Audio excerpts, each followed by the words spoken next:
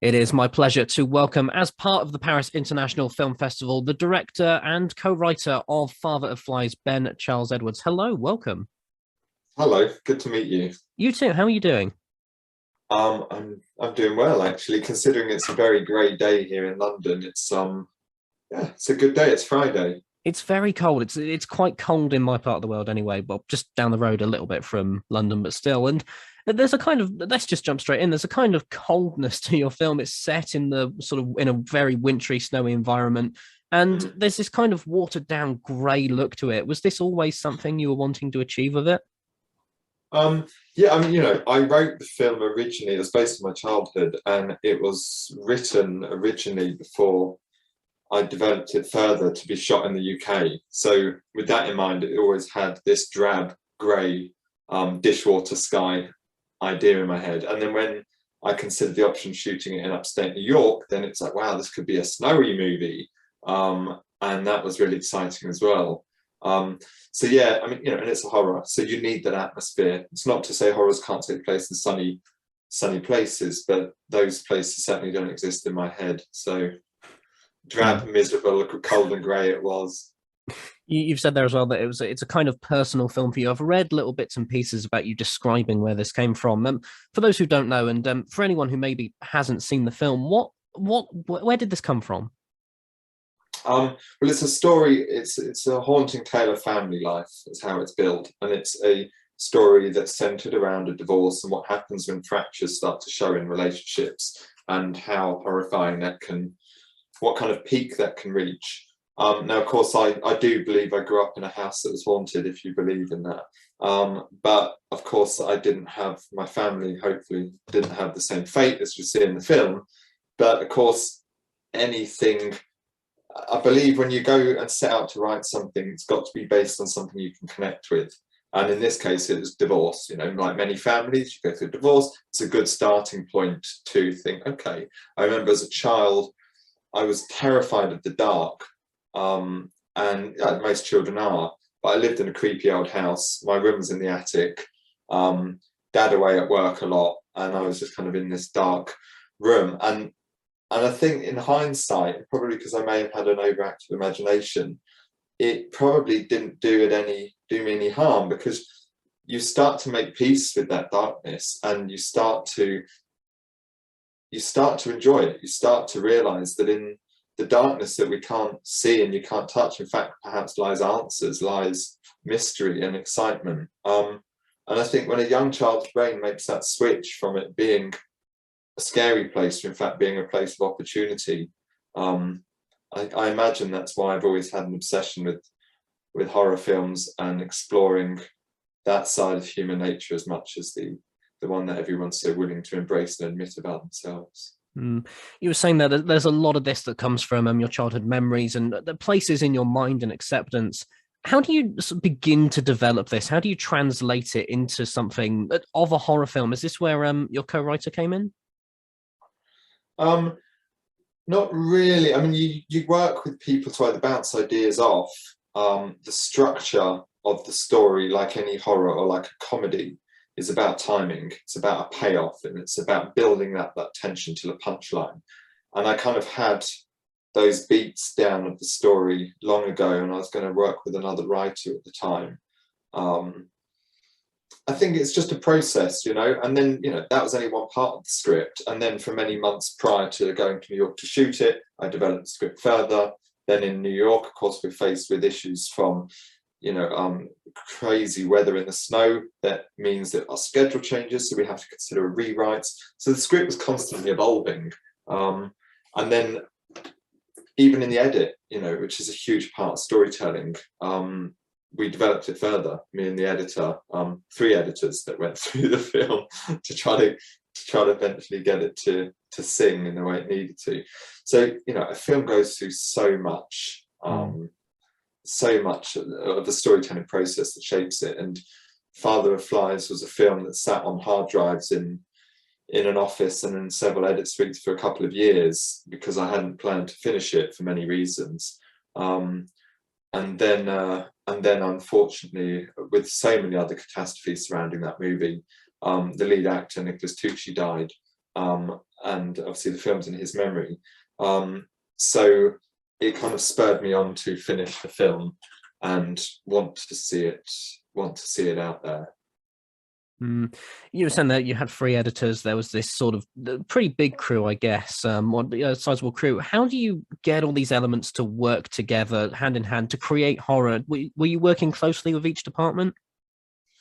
Yeah, I mean, I started as a photographer, so my understanding of telling a story through a lens is, I have that understanding anyway. So I try not to be too much of a stand back director. I'm probably, to the detriment of other people's patience, I probably am quite involved with all departments.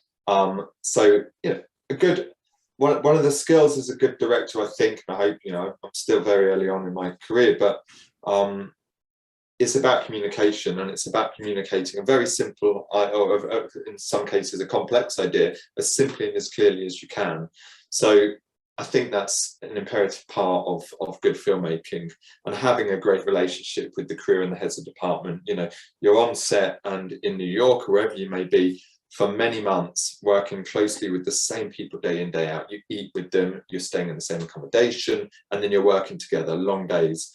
So you have to have great communication, and you have to listen to them, and it really is a collaborative thing. A director is only there to steer the ship slightly. You still need everybody else with their knowledge and their experience, because they're far more experienced than me as filmmakers in their own departments. You know, they're specialists, so you don't override specialists. You understand and consider where they're coming from, and then weigh up your options as to what direction to take the film in. On the point of you holding discussions and talking to people, one of the things I'm interested in quite a lot is how people work with child actors on the set of horror films, and particularly with something like this, where, as you say, it comes from a personal perspective. How did you work with, I believe it's Keaton Tetlow, who plays your protagonist, Michael. How did you discuss the themes with him?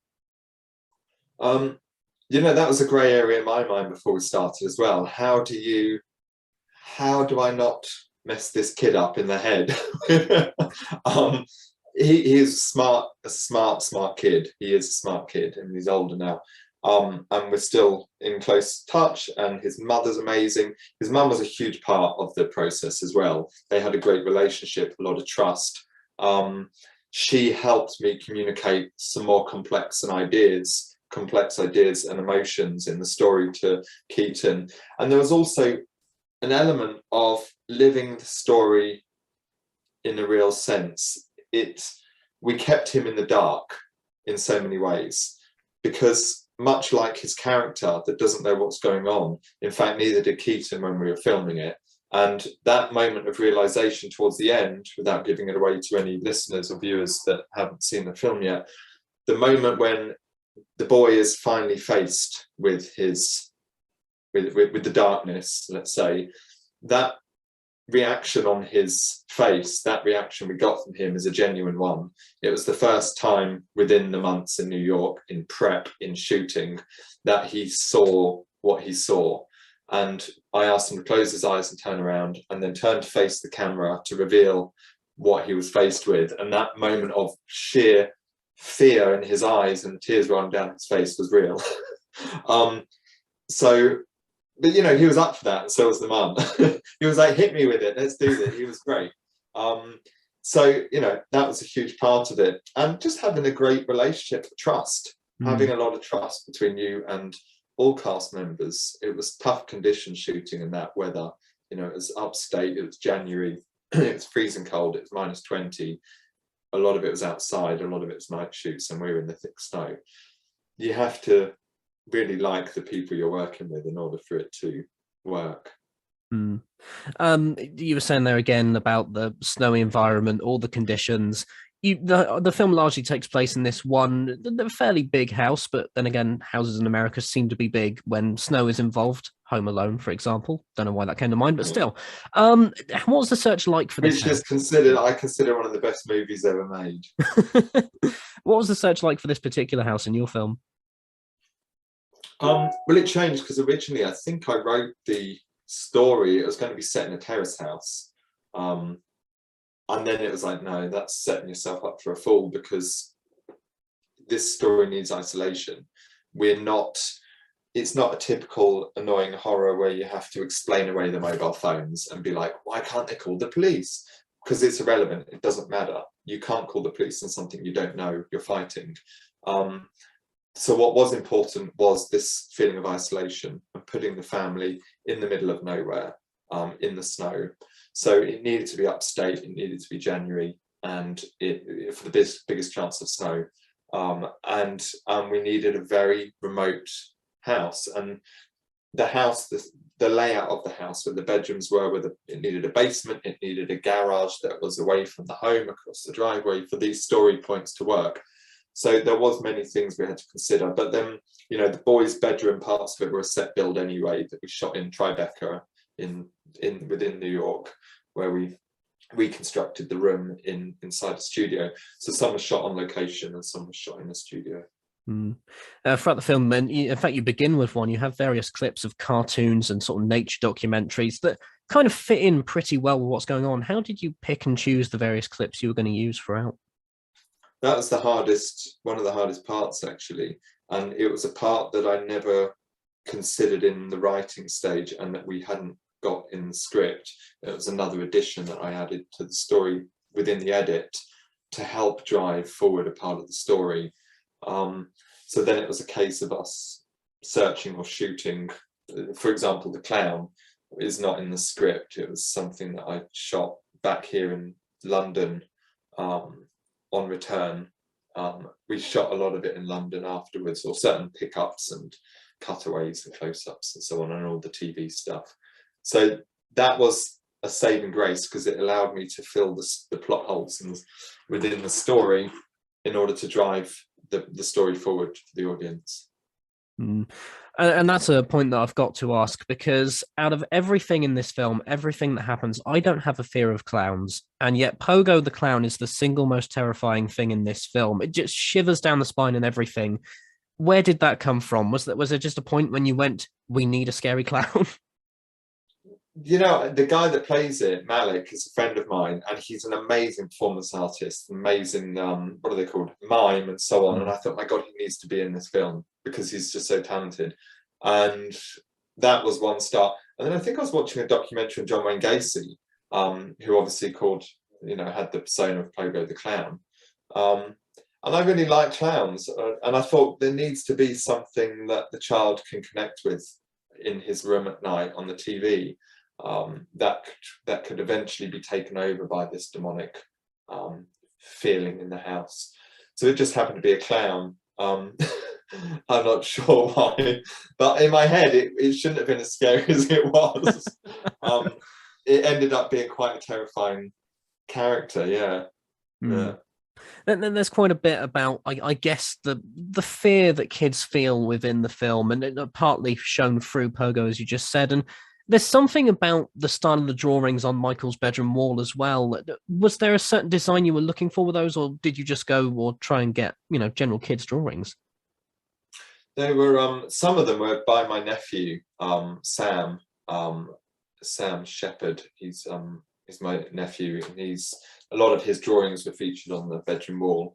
And then the particular hero pieces of Mum on the wall and the boy and so on was created by one of the production artists, Trinity Tristan, a childhood friend of mine. So those drawings were quite personal in the sense that Trinity drew a lot of them and my nephew drew a lot of them. So yeah, they weren't set out to be as creepy as they were, but once you create an atmosphere and you stick them in a dark room with a load of fear around them, everything starts to feel a little bit haunted. I've still got some of those drawings back here in London, and I look at them and they don't terrify me, but when you put them in that child's room, they are. It's like, I guess, in most horror films, you can get a completely innocent song, and usually it's something from, I don't know, the 50s and 60s. They put it on a record player, high pitched, speed it up, instant terror in some films. But in your film, sorry, were you going to go say something on that? No. Okay.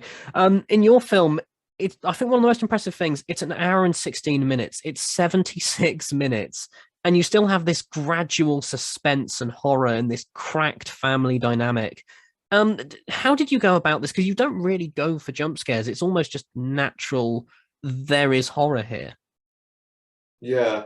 Do you know what? I do love a bit of a jump scare every now and then in films, and I think there's nothing wrong with that. When I go to a theme park and I go on a roller coaster, I want to be taken on that ride. I want the ups, I want the downs, and I don't mind it when, you know, a ghost jumps out and makes you jump on the haunted train.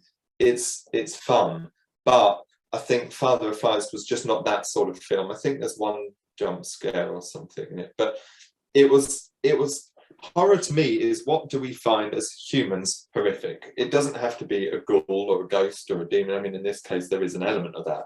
But other elements that surround that family's fortune and what finally happens to them is far more horrific. And that's something that can so easily happen to anyone's family. To some degree, most people have families or what they consider a family. And to lose that, or for cracks to start to show in that, I find the most horrific part of it all. And I think once you put that within an hour and 20 minutes on the screen and you show something from the child's perspective, children are kept in the dark. They don't know what goes on throughout divorce. They don't know where mummy's left or daddy's left, or why they're getting divorced, or who this strange new woman is in the house. But we so quickly, which was a huge part of my childhood, you so quickly villainize the other woman. You so quickly we all make up our minds very quickly on the evil stepmother. It's a trope from fairy tales, and it's something that we're so quick to do, and perhaps not always correctly. And I think Father of Flies addresses that idea quite heavily.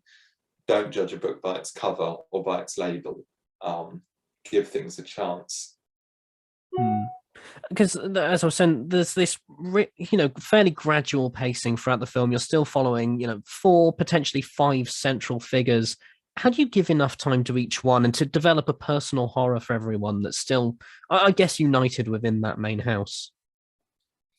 Yeah, I think that was a clear idea in my head from the beginning, from the beat sheet, which, as I say, is based on my family to a degree. So you just think of what was so-and-so's situation at that point, what's so-and-so's situation. And everyone has their own story. And of course, the script, like any film, receives cuts, things are left on the edit room floor. But even those things that are left in the shadows of the edit room floor still have such importance, because there were still elements that character and your actor developed. So a lot was left unsaid because it ended up on that edit room floor. But it's still within the story. It's still within their backstory. It's still within the performance, and it's still gestured in particular ways. There were so many scenes cut from the film for different reasons, yet remnants of them still remain in that story. There's a scene when mum comes to the door and has a showdown with the stepmother, which isn't in the film, and it's a great scene. But I realised that you just didn't need it. You needed to allow the film to breathe.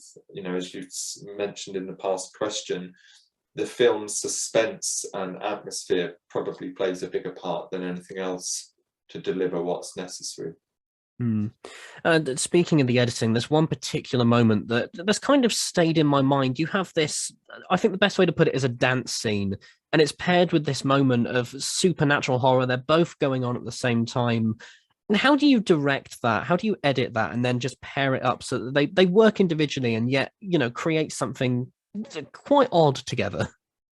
Yeah, I like those refreshing scenes within horrors. I read an article, it was either in Deadline or Variety or something, where they referred to this kind of new wave of horror called bizart, where it does challenge norms, and I think that particular scene stands out in a lot of people's minds. I loved The Cure as a kid, the music by The Cure, and the idea of having this crazy larger-than-life stepmother flouncing around the house dancing to it whilst horrific things are happening upstairs was just exciting. But of course the two don't marry well in your head, they jar. So then you're like, right, I'm going to find a way to make that work, and it's going to be hard and it may not work, but if we can achieve a horror scene to a stepmother dressed in pink dancing to The Cure whilst horrific things are happening in another room, that could be quite exciting. And I think that it does achieve that. It works, and it's just odd. I quite enjoy watching that. It's a shame Robert Smith hasn't called me up and asked me to use it as his music video for a recreation of Lullaby. Because there's this kind of like, I guess, still sinister nature. You do kind of picture as a villain, so to say, because again, we're seeing this through Michael's perspective, and there's still something kind of sinister to that dance. Was there anything you said to the actress beforehand? Do you know what? It was the actress Camilla Rutherford that actually came up with the sinister side of that. And Camilla is a brilliant performer. I really enjoy working with her on other things as well. But she's a mother and she's had 3 children, I think. And she said, Ben, when you're at that later stage of pregnancy, you feel like you're losing your mind. And that stuck with me. And I thought, well, Camilla, show it. Go and dance to The Cure and lose your mind for a minute. And that's what came out of her. It was just odd. I thought it was brilliant. Was there a lot that came like that naturally then on set? Yeah, as I say, it's a really collaborative process, and you've got to give people their voice. If that's the gaffer, if that's your cinematographer, and every actor, they're coming to the table with their skills, their understanding. And for an actor to do a really good job, they've got to find something within themselves, their own character, that they can connect with in this character that they're going to portray. You can't afford to take that away from them by over directing them.